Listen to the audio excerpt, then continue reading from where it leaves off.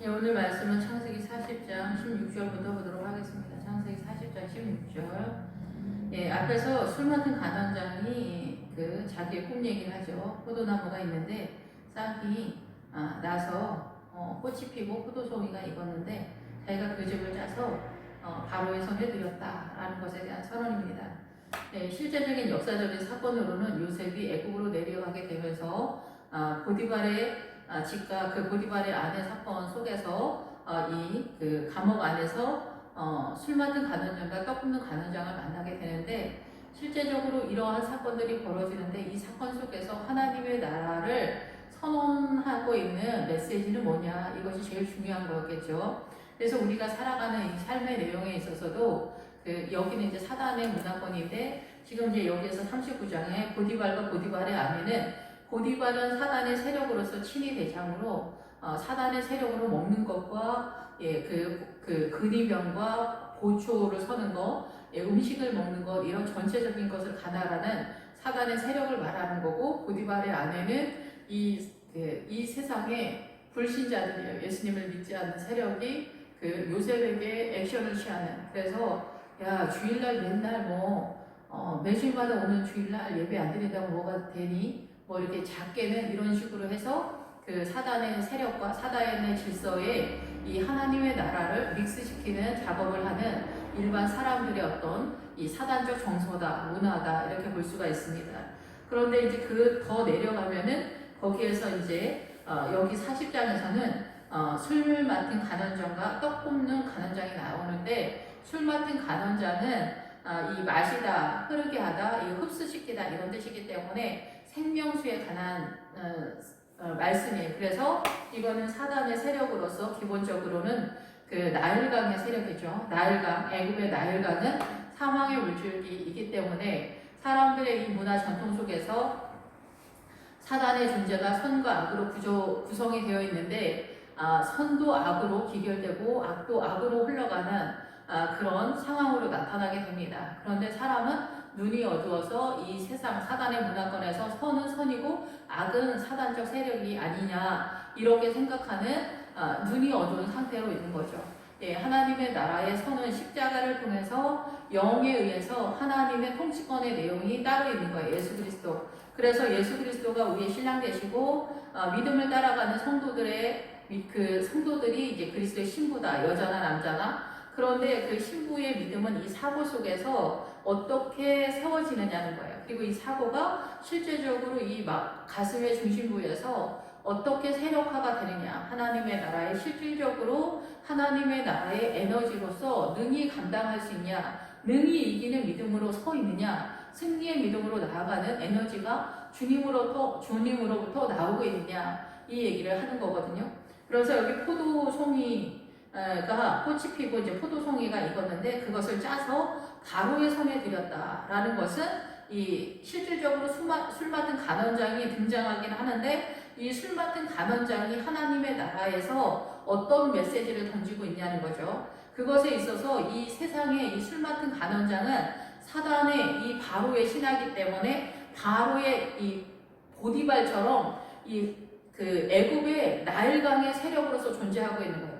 그래서 우리가 사단적으로 존재할 수 있도록 마시는 세력으로 존재하는 거예요. 그 기운을 넣어주는 세력이 이 술 맡은 간원장인데, 이 술 맡은 간원장과 떡 굽는 간원장은 지금 예수 그리스도의 십자가를 선언하고 있어요. 그런데 사단적인 입장에서 표현하고 있는데, 이것이 궁극적으로 십자가와 어떻게 연결이 되느냐, 이것이 오늘 본문에서 우리가 깨달아야 하는 말씀이다라는 거죠. 예, 그래서 이 술 맡은 간원장은, 떡 굽는 간원장은 둘 다 사단의 세력이기 때문에 예수님이 이 땅에 오셨을 때, 그리스도가 이 땅에 오셨을 때 여기에서 포도를 짜서 바로의 잔에 넣었다라는 거는, 잔을 마시는 거를 넣는 거잖아요. 잔의 기능이. 그래서 이 포도주, 그래서 예수 그리스도의 보혈을 짜서 이 바로에게 바치는 것이 술 맡은 간원장의 사명이라는 거예요. 사단 쪽에서. 그리고 떡 굽는 간원장도 마찬가지로 예수님을 십자가에 달려서 죽게 하면 이게 사단한테 바치는, 이 바로한테 바치는 그런 이들의 사명이다. 사단 쪽에서 이들의 사명이다. 이렇게 생각을 했다는 거예요. 그런데 이거는 하나님의 어떻게 보면 속임수다 이렇게도 볼 수가 있어요. 아버지 하나님이 뭐 의도를 해서 속였다라는 건 아닌데 이 사단 쪽에서 이게 꼭 중요한데 사단 쪽에서는 하나님의 나라를 이해를 못하는 거예요. 미움과 원망과 판단과 정죄와 살인과 도둑질과 죽이면 끝난다라는 정서를 갖고 있는 거예요. 그래서 우리의 성정도 이 사단의 문화권에서 죽이면 끝난다라고 생각을 하는데 하나님의 나라는 죽이면 끝난 게 아니었던 거예요. 예, 그래서 사단이 감지하지 못하는 그 사랑의 세계가 있는 거예요. 그 사단이 감지하지 못하는 사단의 세계가 뭐냐면 이 술 맡은 간원장과 떡 굽는 간원장은 예수님을 십자가에 못 박아서 그 피를 짜는 게 이 술 맡은 간원장이고 그 예수 그리스도를 십자가에 못 박는 것이 떡 굽는 간원장의 사명으로 다 한 거라고 생각을 했던 거예요. 사단 쪽에서는. 그런데 하나님의 나라 쪽에서는 이것이 죄의 값에 속죄물이 되는 거였던 거예요. 예수님이. 그래서 예수님이 죽고 십자가에 달려서 피를 짜고 십자가 보혈이 흘러가는 상황이 이들이 소망했던 것으로 그대로 드러난 사건이에요. 그런데 여기에서 이것이 속죄물이 되면서 십자가로 부활의 사건으로 나타나는 것을 이들의 그 사단의 이 사고 속에서는 사랑의 원리를 알지 못하기 때문에 이거를 감지를 할 수가 없었던 거예요. 그래서 주님은 이 사단이 원하는 대로 이 예수 그리스도를 다 내어줬어요. 십자가에 내어줬는데 이 죄의 문제가 죄의 값이 해결이 됐기 때문에 예수님을 통해서 이제 다시 부활의 신앙을 예표하고 있는 사건으로서 이 술 맡은 간원장과 떡 굽는 간원장의 사건이 나타나는 거예요. 그래서 술 맡은 간원장은 이 싹이 나고 꽃이 피고 포도송이가 익었다. 이거는 예수 그리스도의 내용에 대한 전반적인 사건이거든요. 그 하나님의 나라에 대한. 그런데 그것을 바로의 잔에 짜서 그 잔을 바로의 손에 넘겼다. 바로의 잔에 드렸다는 거, 세웠다라는 거예요. 그래서 예수님의 십자가 고난으로 죽이는 것으로 이들은 이 사단의 나라를 세우는 거예요. 그래서 성도들도 예수 그리스도를 따라갈 때 고난의 십자가를 똑같이 따라가고 있잖아요. 규모만 작지. 우리는 감히 예수님이 십자가를 흉내내진 않지만, 그리고 우리는 십자가를 진다고 하더라도 죄인이기 때문에 천만 번을 진다고 해도 아무런 가치가 없지만 우리도 똑같이 예수님의 십자가를 지고 따라가고 있기 때문에 이 바로의 손에 들여진 그 잔에 짜서 이 고난의 그 흐름을 똑같이 간다는 거예요. 그래서 우리는 이 고난을 통해서 어떻게 해야 돼요? 예수 그리스도로 빠지잖아요. 이 고난을 통하여 내가 정금까지 빠진다. 바로 하나님의 나라로 빠지는 그런 상황이라는 거예요. 그래서 이 술 맡은 간원장이 바로의 손에 들였다. 이 손에 들였다. 손은 권세잖아요. 그래서 바로의 잔에 짜서 이 잔은 마시는 것을 주는 거기 때문에 사망의 물을 주는 거예요. 사망의 물줄기의 세력을 이 고난을 통해서 예수 믿는 사람이나 예수님의 십자가 죽임을 통해서 그 잔을 바로의 세력 앞에 세웠다는 거예요. 그래서 이 세상의 모든 사람들이 다 이렇게 고난 가운데 생명으로 빠지는 그런 상황이 되는 거예요. 그 고난이 아니면은 십자가가 아니면은 하나님의 나라로 빠지지 않고 우리가 이 사단의 문화권에서 눈이 어두워서 주님께 손을 내밀질 않는 거예요. 주님께 주파수가 서지 않는 그런 원리이기 때문에 그런 거예요. 그래서 부자는 천국에 가기가 어렵다라는 것이 바로 사단의 통치권으로 이렇게 우겨쌈을 당하거나 충만하거나 부유하거나 그렇게 됐을 때는 하나님의 나라 쪽으로 믿음을 세우는 것이 거의 불가능하다. 그런 원리를 갖고 있다라는 거예요. 예, 오늘은 이제 16절에서 떡 굽는 간원장이 이제 술 맡은 간원장의 그 꿈 해석을 요셉이 하는 것을 보면서 나도 꿈을 꿨는데 내 꿈도 한번 들어봐, 한번 해석을 해줘, 이 얘기를 하는 거예요. 그런데 그 앞에서 요셉이 나는 억울하다 이렇게 하는 거예요. 여기에서 옥에 갇혔다라는 것은 둥글다라는 그런 뜻인데 여기에서 옥에 갇힐 일을 행하지 아니하였다. 이 앞에서 옥에 갇혔다라고 할 때는 갇혀있는 그런 상태이면서 둥글다라는 뜻이에요. 이거는 그래서 우리가 이 사단의 문화권, 선악과를 먹고 나서 이 세상에 들어온 것이 옥에 갇혀있다라는 거예요. 그게 옥인데 여기 15절에 말하는 옥에 갇히는 옥은 여기 15절의 옥은 우물이라는 뜻이에요. 그래서 여기서는 깨끗하게 하다, 증명하다라는 뜻이에요. 그래서 이 사단의 문화권에서 우리가 이 사단의 문화권에서 갇혀 있는 것을 옥이라고 하거든요. 이 보디발의 집에서 갇혀 있는 게 이 사단의 문화권에 우리가 제종으로 갇혀 있다라는 거. 그걸 옥에 갇혔다 이렇게 표현을 하는 건데 15절에서 이 앞에서 옥이 계속 나오는데 15절에서의 옥은 내가 이제 그 옥에서 이 사단의 문화권에 갇혀 있음으로 인하여서 그것으로 인하여 이제 예수 그리스도의 우물로 나가게 됐다는 거예요. 그래서 깨끗하게 되어지는 그 믿음으로 나아가는데 지금 현재 요셉은 내가 이렇게 갇히고 있는 그 상황을 믿음 안에서 깨닫지를 못하고 있는 상황이에요. 왜냐하면 갇혀있는 상황이기 때문에. 그래서 우리는 다 예수 믿는 영적 전쟁을 하는 사람들이 그 젊었을 때는 뭐 이 노선을 아예 잡지도 못하지만은 나이가 들어서도 이 구원의 길을 갈 때, 이 생명의 길을 갈 때 이렇게 사단의 이 문화권에서 옥에 갇힌 것 같은 거를 상당히 많이 느끼지 않습니까? 자녀나 아니면 부모나 남편이나 아내나 친척이나 동료나 교회 집사님, 권사님, 장로님, 목사님들까지도 내 목을 조르는 것 같이 그렇게 느껴질 때가 있어요.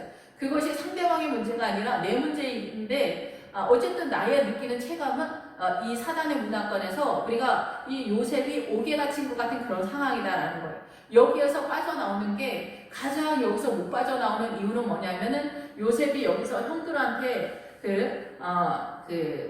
이 도둑질 비밀리에 여기까지 끌려온 자가 되었다라는 거예요. 그래서 억울하다라는 거죠.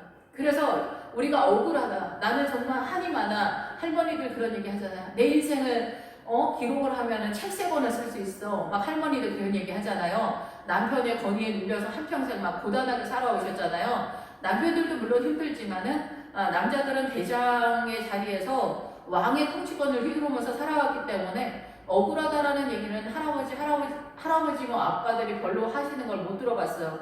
엄마들이 맨날 원통하다 절통하다 뭐 고려증 얘기하고 막 이러거든요.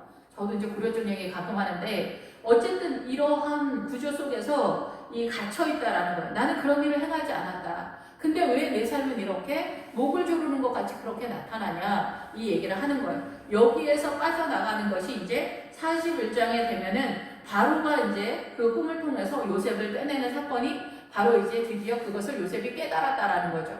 왜 내가 이 사단의 문화권 속에서 제종으로 묶여있는가를 깨닫게 됐을 때 이제 빠져나가는 그런 상황이 되는 거예요. 실제적으로 여기서 총리는 뭐 중요하지 않는데 이 총리가 되었을 때에야 비로소 이 애굽의 사단의 그 제종으로 묶여있는 사람들을 구원하는 세력으로서의 권세자가 되기 때문에 하나님께서 이렇게 표현을 하고 있다. 그리고 실제적으로 이제 총리의 권세 속에서 하나님의 나라를 세워가는 것. 그래서 우리가 우리의 고향은 이 이스라엘뿐만이 아니라 예수 믿는 사람들도 다 우리의 고향은 원래 가나안인데 바로 하나님의 나라의 백성인데 이렇게 애굽에 있다라는 거예요. 그래서 애굽에서부터 출발하게 됐다라는 것을 이렇게 요셉과 이스라엘 전 가족을 통해서 주님이 이 창세기에서 선언을 하고 있는 거예요. 그래서 우리의 고향은 가나안이다. 가나안은 하나님의 나라를 말하는 거예요. 그래서 그 신약에 예수님이 오면서 천국에 가까이 왔다. 그래서 주님의 통치, 주님이 우리의 왕이 되시고 우리의 주인이 되시고 신랑이 되시는 그 통치권이 이 사단의 나라에서 도래했다, 찾아왔다라는 것이 이 하나님의 나라고 그것이 가나안이죠. 그런데 이 믿음을 세워가는 원리와 노선이 이 그 구약을 통해서 아주 자세하게 설명이 되어 있다라는 거예요. 애굽부터 출발하는 그런 상황이라는 거죠. 그러니까 떡 굽는 간원장이 16절 그 해석이 좋은 것을 보고 선해 보이는 것을 보고 하나님의 나라인 것처럼 보인다. 요셉에게 이르되 나도 꿈에 보니 흰떡 3강주더리가 내 머리에 있었다라고 하는 거예요. 이래서 이 앞에도 그렇지만은 술 맡는 간원장도 그렇지만 떡 굽는 간원장도 실제적으로 이 감옥에서 등장하게 되지만은 이 사건이 하나님의 나라의 메시지로서는 어떻게 설명되고 있느냐가 중요한 거예요. 그래서 이 떡 굽는 간원장은 떡을 굽다라고 했을 때는 이제 굽는 요리를 하다 그런 뜻이죠. 그런데 이 떡 굽는 것은 40리터 정도 되는 굉장히 많은 분량의 곡식이다라는 기본 어근을 가지고 있어요. 에바라는 단어를 쓰고 있기 때문에 그래서 계속해서 말씀을 드리지만은 룻기에 보면은 베들레헴에 가서 이 룻이 40리터의 에바의 그 곡물을 얻기 위해서는 보아스가 등장해서 이렇게 배로다 이렇게 넣어주거든요. 그래서 에바를 갖게 된다 이렇게 표현을 하고 있어요. 그래서 여기서도 떡 굽는 간원장이 표현되어 있을 때는 사단의 세력으로서 이렇게 강력하게 사단 쪽에서 메인화되어지는 그런 상황이다, 이렇게 얘기할 수가 있습니다. 그래서 하나님의 나라 쪽에서의 원리가 창세기서부터 계시록까지인데, 사단 쪽에서는 우리가 태어나면서부터 죽을 때까지 대한민국 사람의 이름으로 사단적 문화 전통을 가지고 매여 있는 거고, 일본 사람은 일본 문화 속에서, 중국 사람은 중국의 문화 속에서, 미국 사람은 미국 사람들 백인의 우월 의식이나 이런 전통 문화 속에서 이 매여 있는 그런 상태다라는 거예요. 양반 쌍놈도 그렇고 남편이 하늘이고 아내가 땅이다. 그리고 뭐 백인종, 뭐 흑인종, 아니면 아시안 이런 모든 것들이 우리의 왜곡된 사고, 사단적 유언비어와 사단의 전통 문화 속에서 우리가 매여 있는 죄의 종으로서의 기능을 가장 중심 세력으로 하고 있는 강력한 파워다, 이렇게 볼 수가 있습니다. 그래서 이 떡 굽는 간원장이 그런 이 사단의 왜곡된 강력하게 매여 있는 세력으로서 에바의 세력이 있다는 거예요. 그런데 우리가 믿음의 에바의 세력이 되려면은 베들레헴에 가서, 베들레헴이 가나안에 들어가잖아요. 그런데 베들레헴에 들어가서 이 곡식을 에바로 얻는다는 것은 굉장히 믿음이 좋으신 분이에요. 이 말씀에 있어서도 엄청난 세력을 갖고 있는 사람이기 때문에 흔하게 볼 수 있는 입장이 아니에요. 그런데 이 떡 굽는 간원장, 사단 쪽에서의 떡 굽는 간원장은 기본적으로 이 에바를 갖고 있기 때문에 이 사단의 문화권 속에서 우리는 이 에바 이상의 강력한 묶임을 당하고 있다, 이렇게 볼 수가 있습니다. 그런데 우리가 어떻게 매여 있는지 모르죠. 당연히 한국 사람으로 태어나서 한국의 문화 전통에서 살고 있기 때문에 사단이 어떻게 우리를 섞고 있는지 우리는 상상을 하지 못하는 그런 상황이라는 거죠. 그래서 우리가 이제 제가 가끔가다 말씀을 드리지만은 가나안의 7 족속 중에서 아모리 족속이 그 선악가의 선의 모양을 사용하는데, 아모리 족속의 7성의 7왕 중에서 예루살렘을 쓴다는, 그리고 아도니 세덱이 공의의 중인, 그래서 공의를 사용한다는 거. 사단이 공의도 쓰고 헤브론이 연합하다 하나가 되잖아요. 그래서 연합하다 하나가 되다, 이것도 다 사단이 사용하는 거예요. 이런 놀라운 희생과 헌신도 다 쓰고, 빛나는 것도 다 쓰고, 뭐 이런 것들이 다 사용하고 있어요. 사단이 부자가 되고 싶다도 사용하고, 이 사고, 우리의 머리의 사고도 사단의 간할 고역이에요. 이런 그 아모리 왕들이 막게다 굴에 숨는데 그 막게다가 양몰이다, 목자들의 거처다이기 때문에 사실은 교회 공동체에서 사단이 우리의 믿음을 이렇게 혼돈 가운데 이끌고 있다는 거예요. 근데 교회의 믿음이 연약하면은 이 혼돈을 이겨내지 못하게 되면은 이 세상의 옳고 그름에서 지금 이 공산당 좌파 세력을 구별하지 못하고 선이라고 생각하는 많은 크리스찬들이 있어요.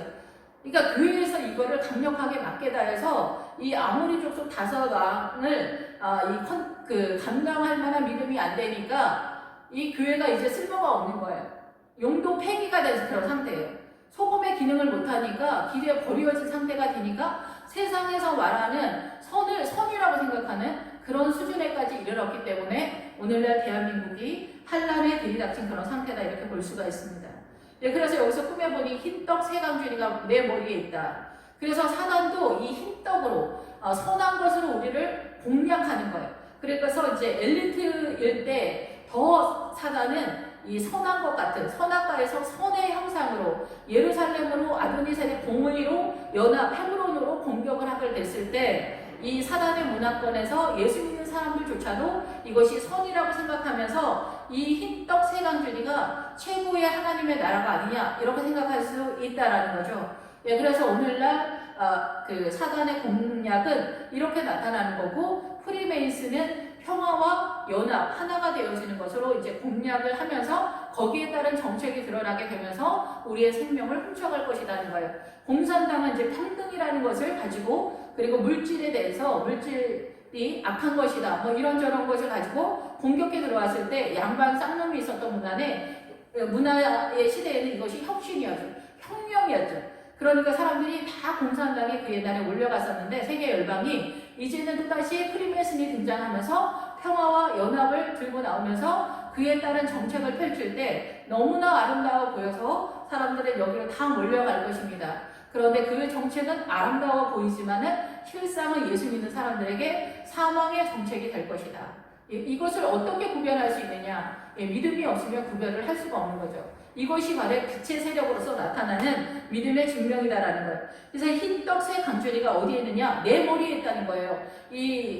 떡 굽는 가난자, 이 바로의 신하 대장급에 해당되는 사람이에요. 방배 통치권자. 그래서 사단의 가장 강력한 파워가 먹고 마시는 파워죠. 예수 그리스도도 내 몸이니 받아 먹으라. 이거는 너희를 위하여 내가 흘리는 바 언약의 피.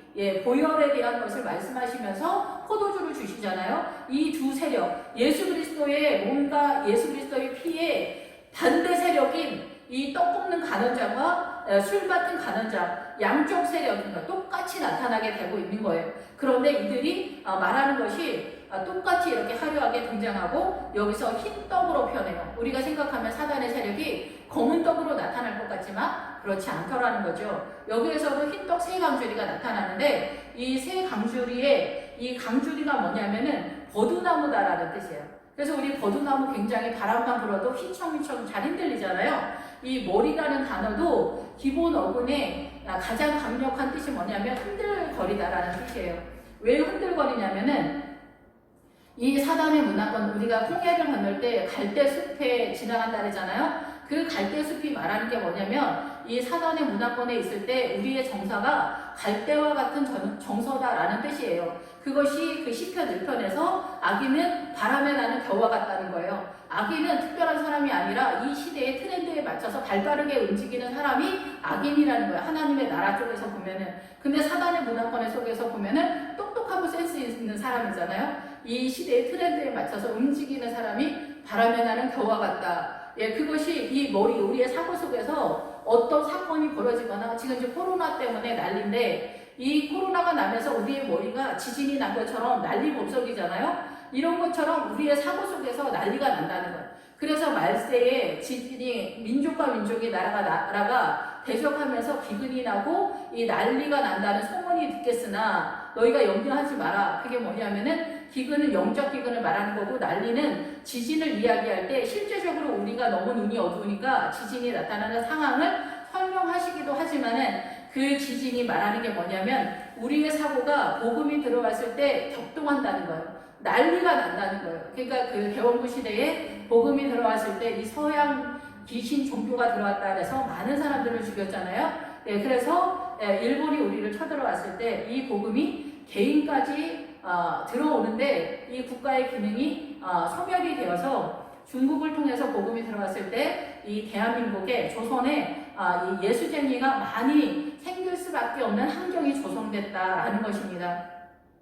그래서 우리가 이제 전쟁 같은 거에서 굉장히 국가적인 원망과 서론과 판단과 정죄를 우리 조상이 다 이미 끝났는데도 불구하고 우리가 그 원한을 계속 붙들고 있잖아요.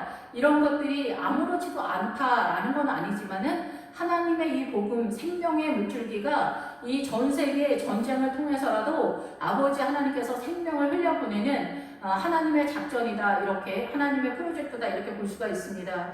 그런 상태에서 이 강줄이는 버두나무고 머리는 우리의 사고의 영역인데 우리의 사고의 영역이 이렇게 폭풍이 몰려오는 것 같이 이 복음에 대해서 강력하게 흔들린다는 거예요. 그것을 기쁨으로 갖는 게 아니라 내몬다는 거. 우리가 어둠이기 때문에 사단의 세력으로. 그래서 여기서도 내 머리에 일반적인 사고 속에서 내 머리에 이 세 강줄이가 있었다. 흔들리는 세력, 강줄이 버두나무로 만든 강줄인데 그것이 요동하는 세력이다라는 거예요.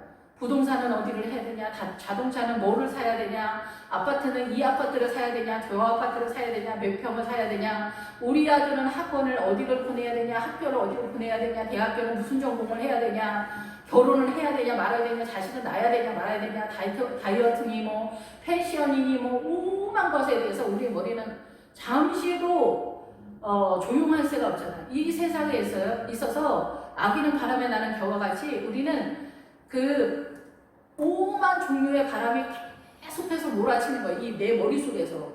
세상에 있어서 이 그 트렌드를 쫓아가는 사람일수록 더 많은 한량과 더 많은 이 폭풍이 치는데 오직 나의 소원은 나의 욕심에만 있기 때문에 웬만한 그 고난이 찾아와도 끄떡도 하지 않는 거죠. 오히려 선한 사람이 고난 앞에 무릎을 꿇게 되고 주님 앞에 나오게 되는데 이 세상에 대해서 열망을 가지고 있는 사람은 웬만한 고난이나 아픔에 있어서는 무릎을 꿇지 않아요. 이 세상을 향하여 나아가기 때문에. 그래서 맨 위 강주리에 바로를 위하여 만든 각종 구운 음식이 있다. 맨 꼭대기 최고의 꼭대기에 바로를 위하여서 최고 지존자와 같은 그런 음식이 있다는 거야. 만든 각종 구운 음식이 있다. 요리하다, 굽다, 고기, 그 열매, 과일, 오만 종류의 그 곡식이 있다라는 거야. 오만 종류의 요리에 그런 것들이 있다. 요리하다도 다 같이 들어가요. 이것이 전체적인 거에서는 보디발이 친위 대장의 살인의 영으로 살인하다, 생명을 죽이는 사단의 세력으로서 총괄하는데 그것이 바로를 위해서 그렇게 높이 있다는 거예요.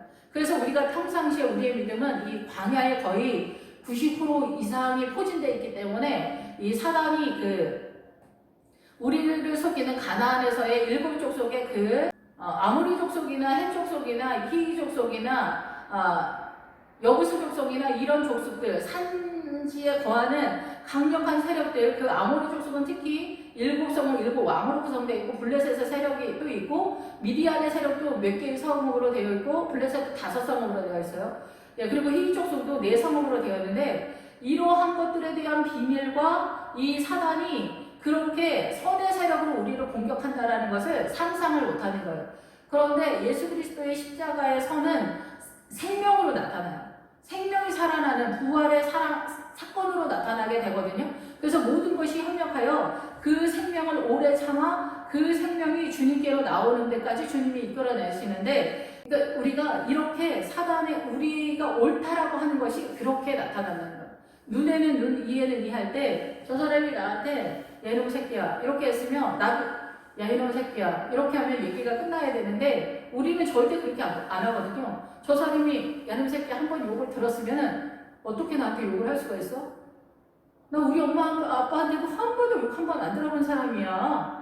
이거 왜 이래 정말? 이렇게 하면서 살인할 것처럼 막 덤벼들거든요. 그러면 저 사람도 그럼 너도 욕해 그럼 끝났지? 이렇게 하지 않아요. 그래서 우리가 옛날에 전화기 기다리다 살인까지 한다, 이렇게 층간소음 때문에 살인까지 한다, 이게 뭐냐면 그 사람이 나를 짜증나게 했으면 나도 그냥 짜증에 대한 대가만 요구하면 되는데 실제로 짜증나게 하라는 게 아니라 그만큼의 수준만 요구하라는 거예요. 눈을 다치게 했으면 눈 하나 실명한 것에 대한 값을 요구하는 거기 때문에 그 종을 자유로 내줘라 이런 뜻이거든요. 이를 상하게 했으면 옛날에 치과가 없었으니까 먹는데 힘드니까 그것을 네가 잘못했으니까 주인이 잘못한 것을 인정하고 그 종을 내보내라. 자유를 선포해줘라. 이런 건데 우리는 주인이 내 이빨을 이렇게 다 나가게 했네. 이 집을 내가 나갈 때 불을 질러버려야지. 이런 식이라는 거예요. 내 눈을 실명하게 해? 너의 자식들을 내가 어느 때 기회가 되면은 가만두지 않을 것이다. 보복을 하거나 복수를 하거나 이런 것들이 우리 정서에서는 옳다라고 생각한다는 거예요. 그래서 이제 이런 예는 되게 많은데 어쨌든 사단은 선한 것을 악으로 사용하는 그런 우리의 정서, 우리의 사고관을 이끌고 있다라는 거예요. 그래서 이 흰 것이 이 맨 위 강주리의 바로를 위하여 만든 각종 구운 음식, 이 사단의 문화권의 모든 것이 다 이렇게 스스로 작동해서 사망의 물줄기로 끌고 간다는 거, 우리를 끌고 간다는 거예요. 그래서 이제 41장에서도 나일강에서 움직이게 되는 거고, 이 나일강에서 41장에 보면은 그 파리아소 어쩌고 저쩌고 나오면서 갈밭에서 뜯어먹는다는 거예요. 갈대밭에서. 그래서 이 애굽의 존재는 갈대가 우리의 존재를 표현하고 있는 거예요. 바람에 흔들리는 시대에 맞춰서 트렌드에 맞춰서 발빠르게 정보 싸움 한다고 난리 피우는 그런 정서가 우리는 굉장히 센스 있고 똑똑하다. 그렇게 생각하는데 주님은 그런 사람들을 악인이라고 하는 거예요. 왜냐하면 그들의 정서는 사단의 문화권에 기초를 해서 이 성정이 정서가 움직이고 있기 때문에 나에게 속하지 않았다라고 선언하는 거고, 예수 믿는 사람이 이 시대에 맞춰서 발빠르게 움직이는 거에 동분서주한다면 너는 나의 백성이 아니구나 라고 선언한다라는 거죠. 그래서 이 음식이 있는데 새들이 내 머리 위에 강주 위에서 그것을 먹더라. 새들은 이제 어둠의 세력을 말하는 거고 깜깜하다, 실신하는 세력으로서 등장하게 되거든요. 그래서 이 새들이 이 강주리에서 그것을 먹더라는 것은 흰 것을 먹다. 그래서 떡 굽는 간원장이 이 사단의 문화권의 오름에 대해서 내지는 이 떡 굽는 간원장이 이제 하나님의 나라 십자가를 대표하고 있는 사람으로서 선언을 하고 있는데 이 말씀이 지식적인 것에서 사단이 우리로 하여금 못 먹게 길가바처럼 못 먹게 하는 기능을 하고 있다 이렇게 볼 수가 있어요. 그래서 예수님의 십자가가 왔을 때 예수님 자체가 휘장이기도 하지만은 이 휘장이 열렸다라는 것은 예수님이 오기 전에는 예수님의 십자가 성령님의 은혜가 아니면은 이 휘장 뒤에 있는 지성소에 있는 법계 말씀 자체를 상징하잖아요. 말씀을 볼 수 있는 눈이 열리지 않았다라는 그런 뜻이죠. 그래서 여기서도 마찬가지로 이 머리에 강줄이 그것을 새들이 먹었다. 어둠이 먹었다는 거죠. 그래서 휘장이 열리기 전 상태에 그 이스라엘의 그 어두운 눈의 상태가 되어지는 것을 선언한다 이렇게 볼 수가 있고 우리의 눈이 어두운 상태다 이렇게 보는 거죠. 그리고 실제적으로 사단이 이 말씀을 문자적으로 흰 것으로서 볼 때는 이 새가 먹는 것 같은 그런 상황으로 나타나기 때문에 이 십자가를 봐도 예수님을 보더라도 믿음의 내용이 이 성찬의 의미를 깨닫지 못하면은 이렇게 강주리가 머리에서 먹는 것처럼 어둠이 먹어버리기 때문에 우리에게 효력이 발생하지 않는 상황이다 이렇게도 볼 수가 있어요.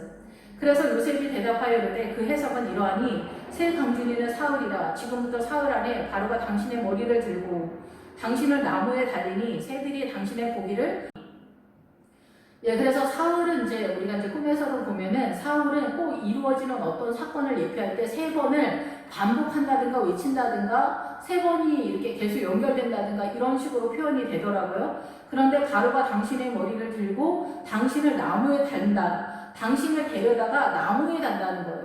나무는 견고하다, 단단하다라는 그런 뜻이거든요. 그리고 나무의 세력은 무슨 나무냐면은 그 애굽에 있을 때는 방금 전에 말씀드린 것처럼 갈대로 존재하는데 이 광야로 들어오면서부터 나무로 존재하게 되면서 믿음의 정도에 따라서 백향목이 된다든가 이 그 레위인들은 살구나무다 이렇게 표현하잖아요. 아론의 쌍난 지팡이이기 때문에 그리고 그 야곱의 외삼촌 나반은 백향나무다라는 거예요. 흰나무. 그래서 희다라는 그런 뜻이에요. 그래서 이러한 것들이 그 믿음에 따라서 그 나무가 틀려지는. 그래서 아가서에서도 나무 무화과 나무다, 석류나무다, 뭐 이렇게 그 살구나무가 실제적으로는 아몬드 나무인데 그 기능이 그렇다라는 거예요. 그래서 나무로서 존재한다라는 거예요.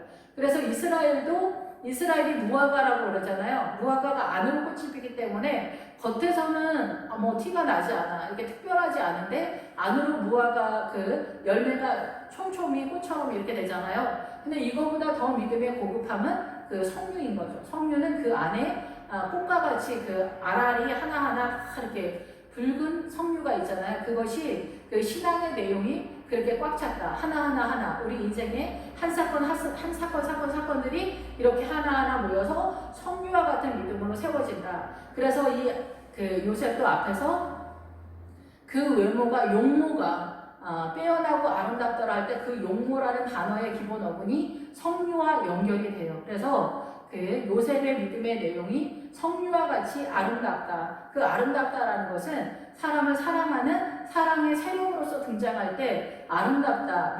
미움의 원리가 떠날 때 하나님의 나라가 그렇게 사랑으로 세워질 때 아름답다라고 이렇게 표현을 하는 것 같습니다.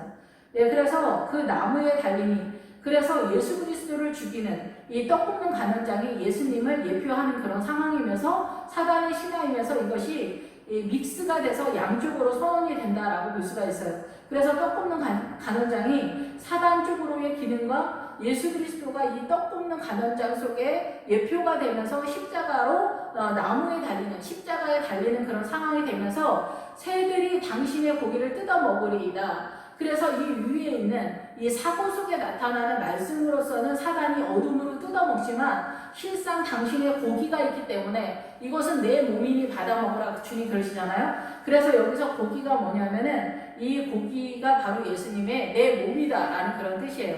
그래서 이제 우리가 지식적으로 내용적으로는 그러지만 이 지식이 성령님의 은혜로 우리의 심장 속에서 예수 그리스도화 될 때 생명의 양식으로 등장하게 되는 그런 사건입니다. 그래서 이 19절에서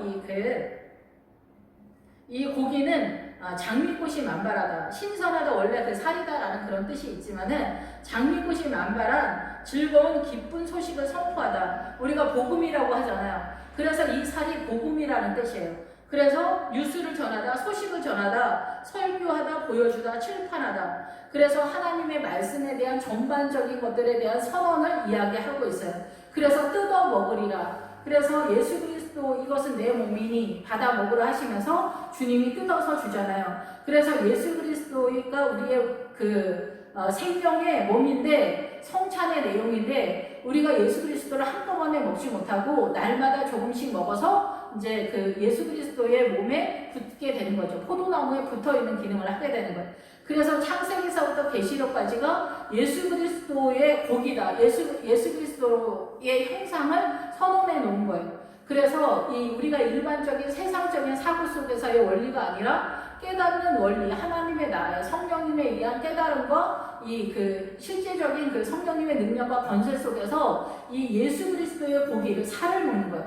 그래서 예수님의 십자가 속에서 창세기서부터 계시록까지가 예수님의 몸의 내용으로 선언이 되고 있는 거예요. 그래서 말씀을 듣고 깨닫는 자, 1만 마디 방언의 기도보다 듣고 깨닫는 한마디로 깨닫는 것이 더 유익하다라고 사도 바울이 말씀했던 것처럼 이 말씀을, 이 고기를, 이 복음을, 이 기쁜 소식을, 이 즐거운 소식을, 뉴스를 전하는 이 복음의 소식이 이렇게 떡 굽는 가늠장 속에서 예수 그리스도의 십자가가 선언이 되고 있는 거예요. 나무에 달려지는, 매달아 버리는 그런 사건이 이렇게 나타나는 거예요. 이것이 요셉이 이제 애굽에 들어온 사건처럼 실제적인 예수님의 십자가가 나타났을 때 본격적으로 사단의 나라에서 사단은 이 십자가를 통해서 예수님을 죽이면, 십자가에 죽이면 모든 것이 끝난 줄 알았지만은 오히려 하나님의 나라의 사랑의 원리 속에서는 이 십자가가 속죄의 상황이 되면서 생명이 살아나는 부활신앙으로 연결이 되잖아요.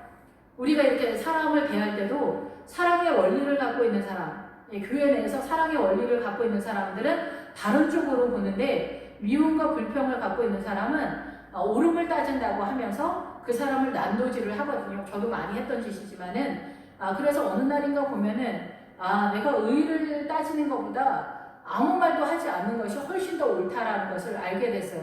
그런데 아무 말도 하지 않는 것도 굉장히 어렵더라고요. 그것이 이제 여호수아에서 이제 또다시 영적 선정의 내용을 구체적으로 설명을 하고 있지만은, 우리의 옳음이 그렇게 사단적으로 도용되고 있는 그런 사건이다라는 거예요. 그래서 우리의 100%가, 우리는 다 완전히 사단적으로 우리의 사고가 완전히 돌아가요. 모든 것이 작동이 돼서, 그래서 나의 사고가 결국은 용서하는 것과 기다리는 것과 사랑하는 것과 겸손한 것으로 나가고 있냐. 나의 지금 따지거나 내가 흥분하고 있는 것이.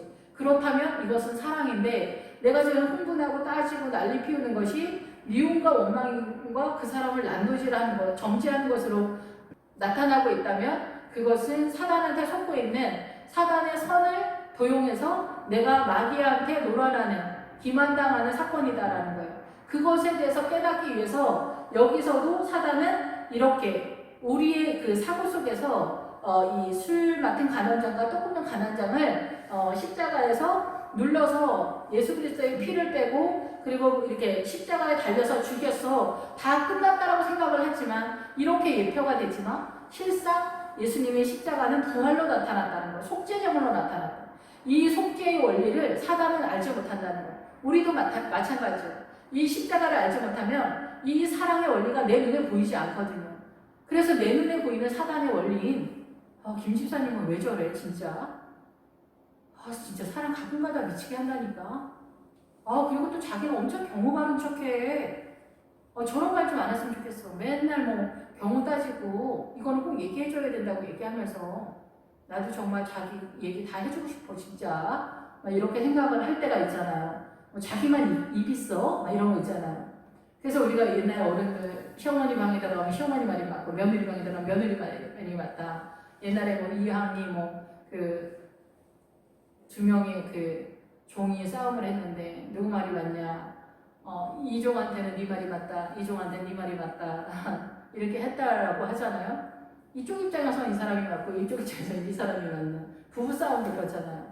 남편 말을 들어주면 남편 말이 맞고 아내 말을 들으면 아내 말이 맞겠지만은 이 아내 입장에서는 당신이 인간이면 그렇게 안 하지 이렇게 생각하는 경우가 많고 남편 입장에서도 마누라가 말이야 얌전한 구석이 있어야지 어쩌고저쩌고 하면서 또 그렇게 하려면 어쩌고저쩌고 막 얘기를 하게 되면서 서로의 그 욕심과 자기 중심적으로 사고를 하기 때문에 자기가 볼 때는 100번 다 옳은데 상대방이 생각할 때는 전혀 아닌 경우가 많더라는 것을 요즘 생각이 듭니다.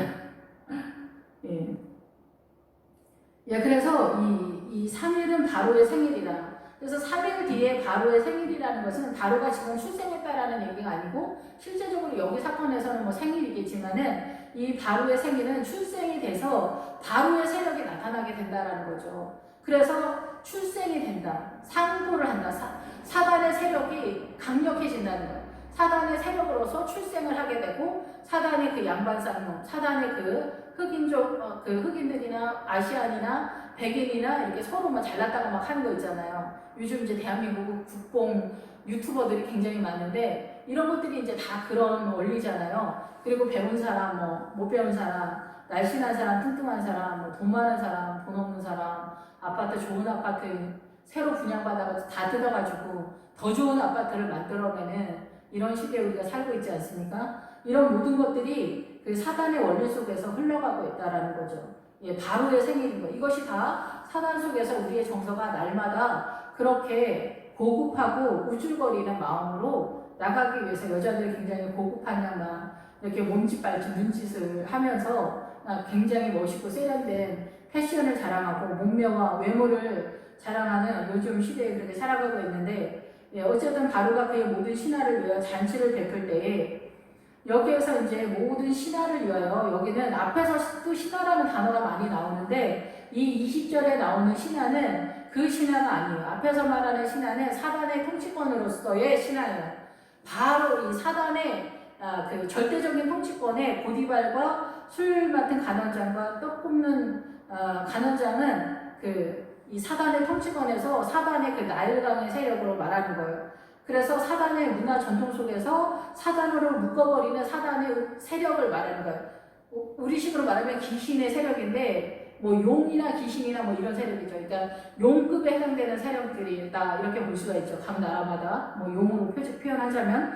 근데 여기서는 그 단어가 아니라 이 바로 그 종이나 노예라는 단어예요. 예, 그래서 이 신하들이 20절에서 이 신하들은 노예라는 단어를 쓰고 있어요. 에베드. 그래서 여기서 이 신하들은 누구를 말하느냐? 사람들을 말하는 거예요. 사람들. 예.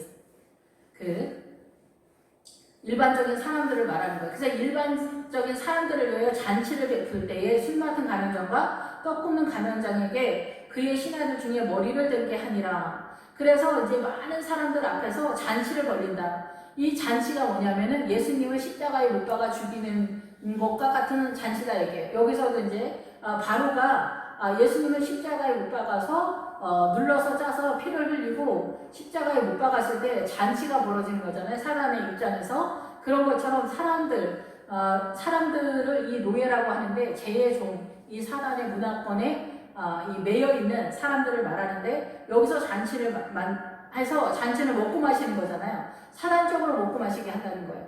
예, 그래서 한국 사람, 일본 사람, 중국 사람 사실 다 똑같은데 한국 사람이 최고 잘난 척 하잖아요. 한국 사람은. 일본 사람은 아시아에서 우리가 최고지. 누가 우리를 따라와? 일본 사람들은 또 그럴 거고 중국 사람도 잘난 척은 또 누가 따라갑니까?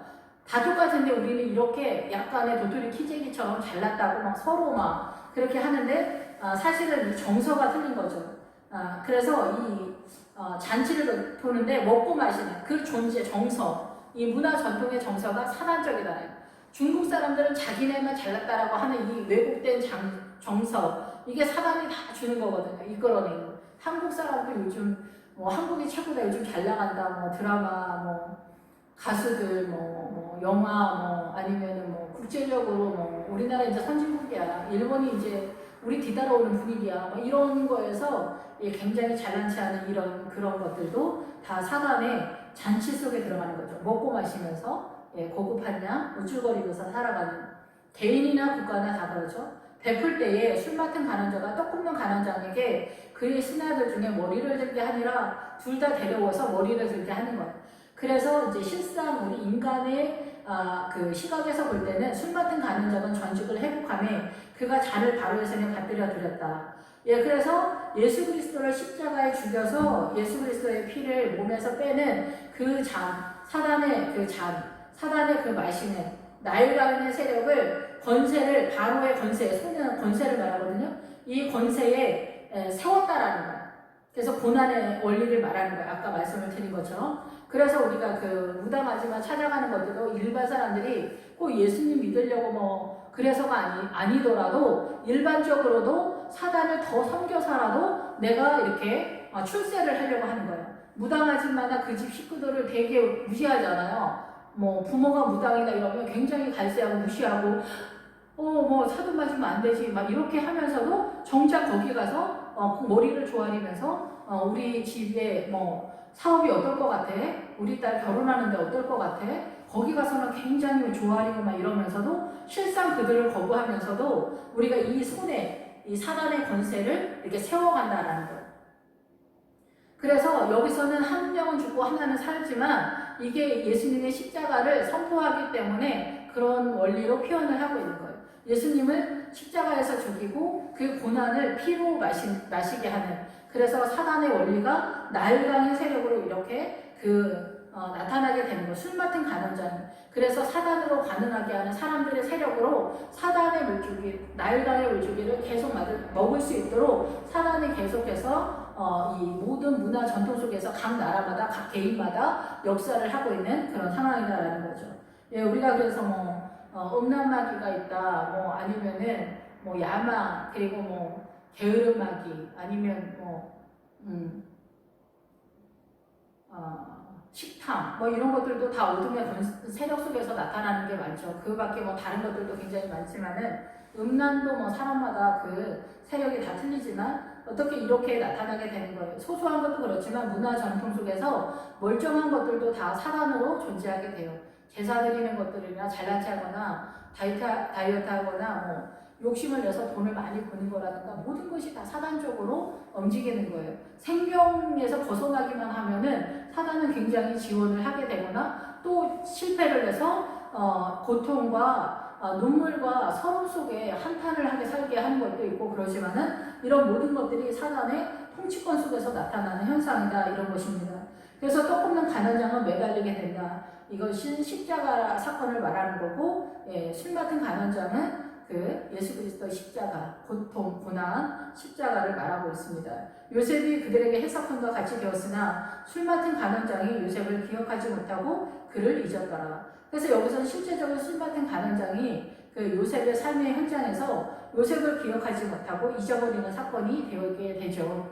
그래서 요셉도 여기서 술 맡은 가난장을 의지했던 것, 오직 주님만을 의지하는 세력으로 주님이 요구하는 그런 훈련 속에서 이 사람들도 등장하게 되지만은 주님만을 의지하는 세력이 등장하게 되고 억울함, 이 사단의 문화권에서 억울함에 갇혀서 원통하고 절통했던 그런 것들을 그 믿음 안에서 깨달으면서 자유로 빠지게 될 때, 예수 그리스도의 나라, 하나님의 나라로 빠지게 될 때 이제 이 요셉이 만 2년 후에 바로가 꿈을 꾼 줄, 바로가 꿈을 꾸는 계기의 사건 속에 이제 진입하게 되면서 요셉이 그 감옥에서 빠져나오는 사건으로 선언하고 있다, 이렇게 볼 수가 있습니다. 목회자들도 이제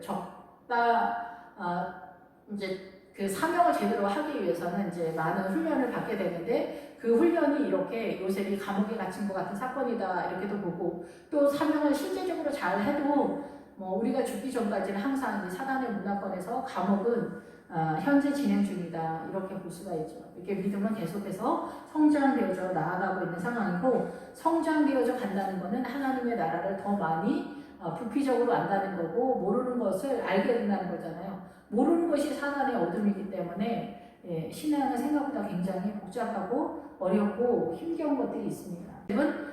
그 애굽에 처음 들어오는 하나님의 나라의 물줄기를 끌고 오는 그런 사람으로서 등장하고 있습니다.